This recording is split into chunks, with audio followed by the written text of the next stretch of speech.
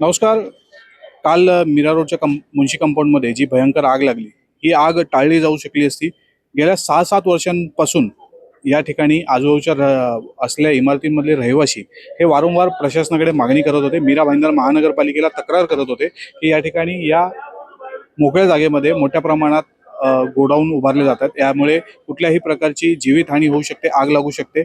या अशा सूचना वारंवार महानगरपालिकेला देण्यात आल्या होत्या आणि त्यांच्या निदर्शनास देखील आणून दिलं होतं की इथे कुठल्याही प्रकारची मोठी घटना घडू शकते. मात्र महानगरपालिकेने याकडे कुठल्याही प्रकारचं लक्ष दिलं नाही. गेल्या 1 वर्षामध्ये सिल्वर पार्क या परिसरामध्ये अनेक अशा प्रकारच्या घटना घडल्यात, तरी देखील प्रशासनाला जाग आली नव्हती. आणि याचाच परिणाम म्हणजे काल या ठिकाणी जी घटना घडली, याच्यामध्ये जवळपास या इमारतीमधलं दुसऱ्या मजल्यावर असलेलं एक घर आहे, त्या पूर्णपणे जळालं आहे. त्या घरामध्ये 2 AC होत्या, त्या ACचा ब्लास्ट होऊन त्या घरामध्ये मोठ्या प्रमाणात आग लागली आहे. याच इमारतीमधील एक रहिवासी आपल्या सोबत आहेत, त्यांच्याकडून आपण जाणून घेऊया की गेल्या 6-7 वर्षांपासून तक्रारी करून देखील प्रशासनाने कुठल्याही प्रकारची दखल त्यांची घेतली नाही आहे. ताई, काय सांगाल, हे सर्व जे काल आग लागली, हे किती वर्षापासून या मोकळ्या जागेमध्ये अशा प्रकारचे अनधिकृत बांधकाम करण्यात आले होते आणि याची तुम्ही कोणाकोणाकडे तक्रार केली होती? हे 2018 पासून हे लोकांनी हे लावलं इथे. ते लोक त्यांचं हे वेडिंगचं जसे काही सामान असतं ना, सोफा चेअर्स वगैरे, हे त्यांचा गोडाऊन होता. ते गोडाऊन मध्ये ठेवायचे आणि समोरच्याच ग्राउंड वरती ते लग्न वगैरे ते लावायचे. 2020 पासूनच आम्ही त्यांना कंप्लेंट करायचं चालू केलेलं आहे की हे इथे कधीही ब्लास्ट होऊ शकतो, आग लागू शकते. रादर त्यांच्याकडे फायरचा काही असे त्यांनी काय म्हणतात ना, प्रिकॉशन्स घ्यायचे रूल ते काही पाळले नव्हते. त्याच्यामुळे आम्ही त्यांना 1000 वेळा सांगितलं होतं की इथे आग लागू शकते आणि बरोबर आमच्या कंपाऊंडला लागूनच त्यांचा तो गोडाऊन होता.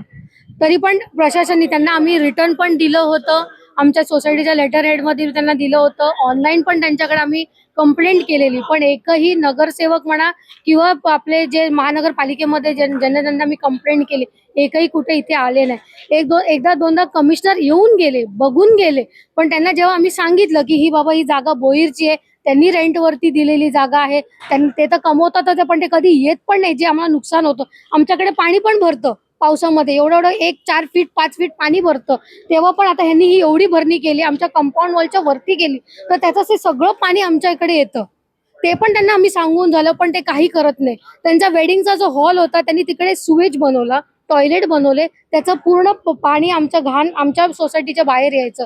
त्याची कंप्लेंट गेली 17 वेळा. प्रत्येक वॉर्डला आम्ही कंप्लेंट करून झालंय. तुमचा PWD झाला, तुमचा आपला काय म्हटलं फायर ब्रिगेड झालं, हॉस्पिटलच्या याच्यामध्ये झालं की रोगराई वाढते म्हणून त्यांना सगळं सांगून झालं. कोणीही त्याच्यावरती लक्ष दिलेलं नाही. आणि त्यावेळेला जेव्हा कमिशनर आलेले, येऊन बघून गेले, त्यांना आम्ही सांगितलं ही जागा अशा अशा माणसाची, तो निघून गेला. तेव्हा त्यांना आम्ही हेही सांगितलेलं, तुम्ही तेव्हा डोळे उघडणार जेव्हा आमच्या लोकांचं नुकसान होणार. आणि तेच झालेलं आहे की आज त्यांच्यामुळे आमचं आज एवढं नुकसान झालेलं आहे, तरी आज फक्त ते येऊन बघून गेले. त्याच्यावरती त्यांनी आम्हाला असं सांगितलं नाही की आम्ही तुम्हाला काही कॉम्पन्सेशन देतो, काही नाही, आम्ही बघतो बस. पंचनामा करून गेले, फायरवाले पंचनामा करून गेले, तुमचे पोलीसवाले आले ते करून गेले, पण त्याच्यावरती काही झालेलं नाही. काल जेव्हा आग लागली तेव्हा फायर ब्रिगेड म्हणजे अग्निशमन विभागाच्या गाड्या किती वेळानंतर या ठिकाणी ते 1 तासानंतर आले. ते 1 तासानंतर आली ती पहिली गाडी जी आली त्याच्यामध्ये त्यांनी पाणीच नाही घेऊन आलेलं, म्हणजे त्यांच्याकडे पाणी नव्हतं. मग जेव्हा टँकर आले त्याच्यानंतर मग त्यांनी पाणी मारायचं सुरू केलं. पण तोपर्यंत आग भरपूर पेट घेऊन चाललं, भरपूर. कारण काय, त्याचं सगळं सुका माल होता आतमध्ये, लाकडाचं होतं आणि सगळं सुका होतं, ते पटापट पेट घेत गेलं. आणि आमची झाडं पण होती त्याला लागून, तर ती झाडाने अजून पेट वरती लागत गेलं. जसं की आपण पाहू शकता, प्रशासन अगदी निष्काळजीपणाने हे सर्व पाहत होतं. गेल्या 6-7 वर्षांपासून या इकडच्या आजूबाजूच्या इमारतीच्या रहिवाशांकडून सतत तक्रारी करण्यात येत होत्या. या तक्रारींवर जर वेळीच ॲक्शन घेतलं असतं, वेळीच कारवाई केली असती, तर आज यांच्या घरांचं नुकसान झालं नसतं, यांच्या इमारतींचं, सोसायट्यांचं नुकसान झालं नसतं. तुम्हाला मी दाखवू इच्छितो की ही आग एवढी भयंकर होती. या पाठीमागे या संपूर्ण जागेमध्ये सर्व सोफा, फर्निचर, लाकडी आणि तसेच अनेक साहित्य होते. जे ज्वलनशील पदार्थ होते ते सर्व या ठिकाणी ठेवण्यात आले होते.